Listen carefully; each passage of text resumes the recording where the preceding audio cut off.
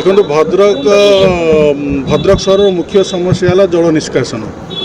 मुझे निजे स्पॉट को आसती निजे अनुभव कली चरंपा जो आप एरई ग्राम पंचायत और 5 नंबर वार्ड मुख्य जो आप नेशनल हाईवे मुख्य रास्तार जो पार्श्व जो ड्रेन टी जाइए दीर्घ दिन है से ड्रेन टी पुति रही ये अंचलवासी अभियोग थिला टोपाए वर्षा है बेलू लोक मैंने घर बाहरी पारना। तो आम आज म्यूनिसिपालिटी एक्जिक्यूटिव अफिसर सहित कथा होइतिलु। प्रथम आज हाथ को नहीं ड्रेन टी किपरि जो ड्रेन टी जो आवर्जन पुति रही ताकू सफा करूँ। आगामी दिन में जो सब प्रक्रिया थिला अधा अटकी ताकू किपरि त्वरान्वित करा अधिकारी सहित कथा किपरि लोक को स्थायी समाधान जोगाई देव से आम दायित्व नौ। खाली 5 नंबर वार्ड नुहे प्रत्येक वार्ड रे अधा अधूरा काम पड़ी रही। देखो निश्चिंत आप जो कथा कहले मूलर कही सारी भद्रक सहर मुख्य समस्या है जल निष्कासन। केवल 5 नंबर वार्ड नुहे सबू वार्ड रे सबू पंचायत में जल निष्कासन कौन विधि व्यवस्था ना।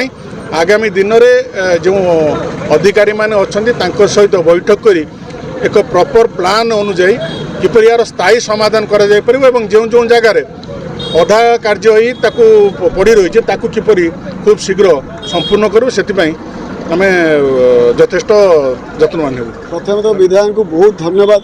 एत खरा सत्वे भी 2टा 20 3टा हम सी आसी आम गाँव में पहुँचती से जे कि जोड़ा से प्रतिश्रुति दौले से कम से करुँच।